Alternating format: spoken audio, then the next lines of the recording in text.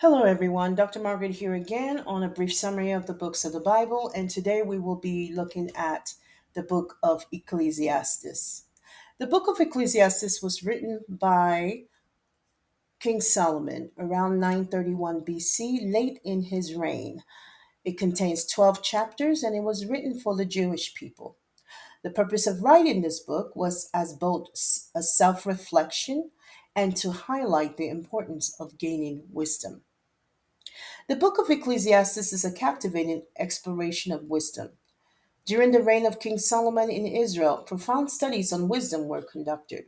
And we see this in the book of First Kings, chapter 4, from 29 to 34, nearly a thousand years before the birth of Christ. The English title Ecclesiastes is derived from the Greek and Latin translations of Solomon's book, with the Greek term Ecclesiastes meaning preacher, stemming from the word ecclesia, translated as assembly or congregation in the New Testament. The book of Ecclesiastes offers timeless principles that apply to all who seek wisdom. It delves into life's most challenging questions, often challenging Solomon's own expectations. Despite misconceptions that it is a book of skepticism, it is important to note that Solomon never wavered in his faith in God, even in the face of unwise and irrational behavior and thinking in his latter years. He states in Ecclesiastes chapter 12, from verse 13 to 14, towards the end of his life, it says, "The end of the matter all has been heard. Fear God and keep his commandments, for this is the whole duty of man." Verse 14, "For God will bring every deed into judgment with every secret thing, whether good or evil." I read this from the English Standard Version.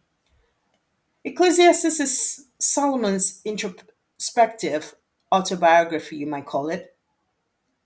For a significant portion of his life, Solomon squandered the blessings given to him by God on his own pleasures instead of using them to glorify God.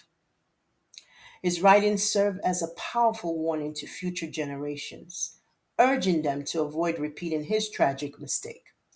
This parallels Paul's message to the Corinthians in 1 Corinthians chapter 1 from 18 to 31 and chapter 2 from 13 to 16, emphasizing the importance of using God's gifts wisely and for his glory.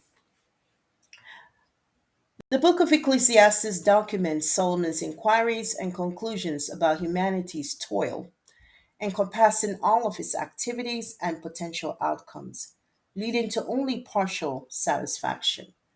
Solomon concludes that the fundamental issues of life after humanity's fall involve the enjoyment of divine blessings and the preparation for divine judgment that everyone must face.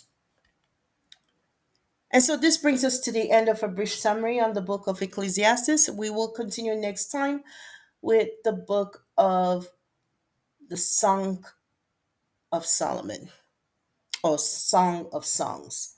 And so until then, take care and remain blessed.